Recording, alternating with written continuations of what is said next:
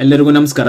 Thumbnail ನೋಡಿದ್ಮೇಲೆ ಈಗಾಗಲೇ ನಿಮಗೆ ಗೊತ್ತಾಗಿರ್ಬೋದು 2025ರ ಅಗ್ನಿವೀರ್ ಇಂಡಿಯನ್ ಆರ್ಮಿ ರಿಸಲ್ಟ್ ನ ಬಿಡುಗಡೆ ಮಾಡಿದ್ದಾರೆ. ಈ ಮಾಹಿತಿ ಈಗಾಗಲೇ ಗೊತ್ತಾಗಿದೆ ಅಂತ ತಿಳ್ಕೊಳ್ತೀನಿ. ಆದ್ರೆ ಈ ವಿಡಿಯೋದಲ್ಲಿ ನಿಮ್ಮ ರಿಸಲ್ಟ್ ಗೆ ಸಂಬಂಧಿಸಿದಂತೆ ಇನ್ನೂ ಕೆಲವು ಮಾಹಿತಿಗಳನ್ನ ತಿಳಿಸ್ಕೊಡ್ತಾ ಇದ್ದೀನಿ.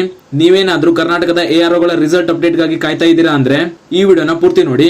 ಮೊದಲನೇದಾಗಿ ಈಗಾಗಲೇ ಇಂಡಿಯನ್ ಆರ್ಮಿ ಅಫಿಷಿಯಲ್ ವೆಬ್ಸೈಟ್ ನಲ್ಲಿ 2025ರ ಅಗ್ನಿವೀರ್ ರಿಸಲ್ಟ್ ನ ಬಿಡ್ಲಿಕ್ಕೆ ಸ್ಟಾರ್ಟ್ ಮಾಡಿದ್ದಾರೆ.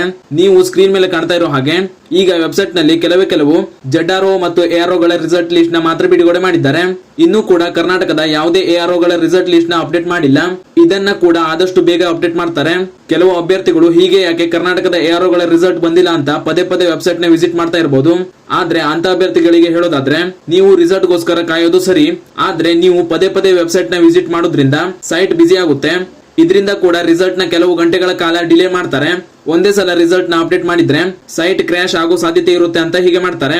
ಆದ್ದರಿಂದ ಈ ರೀತಿ ಗಂಟೆಗೆ 1-2 ZRO AROಗಳ ರಿಸಲ್ಟ್ ನ ಅಪ್ಡೇಟ್ ಮಾಡ್ತಾ ಹೋಗ್ತಾರೆ. ಆದ್ರಿಂದ ನಿಮಗೆ ಇವತ್ತು ರಿಸಲ್ಟ್ ಬರೋದು ಪಕ್ಕ.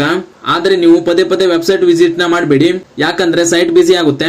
ಈಗಾಗಲೇ ನೀವು ಸೈಟ್ ಬಿಸಿ ಆಗಿರುವುದನ್ನ ನೋಡಿರ್ಬೋದು ಅಂತ ತಿಳ್ಕೊಳ್ತೀನಿ. ಕರ್ನಾಟಕದ AROಗಳ ರಿಸಲ್ಟ್ ಬಿಟ್ಟಾಗ ನಿಮ್ಗೆ ಹೇಗಾದ್ರೂ ರಿಸಲ್ಟ್ ಲಿಸ್ಟ್ ಸಿಗುತ್ತೆ. ಸುಮ್ನೆ ನೀವು ಪದೇ ಸೈಟ್ ವಿಸಿಟ್ ಮಾಡೋದ್ರಿಂದ ನಿಮಗೆ ರಿಸಲ್ಟ್ ಬೇಗ ಸಿಗಲ್ಲ.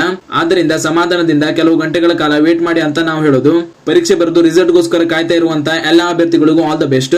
ಜೊತೆಗೆ ನಿಮ್ಮ ರಿಸಲ್ಟ್ ಅಪ್ಡೇಟ್ ಆದ್ಮೇಲೆ ನೀವು ಪಾಸ್ ಆಗಿದ್ರೆ ಕಮೆಂಟ್ ಬಾಕ್ಸ್ ನಲ್ಲಿ ಪಾಸ್ ಅಂತ ಕಮೆಂಟ್ ಮಾಡಿ ತಿಳಿಸಿ ಅಂತ ಹೇಳ್ತಾ ಈ ವಿಡಿಯೋನ ಇಲ್ಲಿಗೆ ಮುಗಿಸ್ತಾ ಇದ್ದೀನಿ.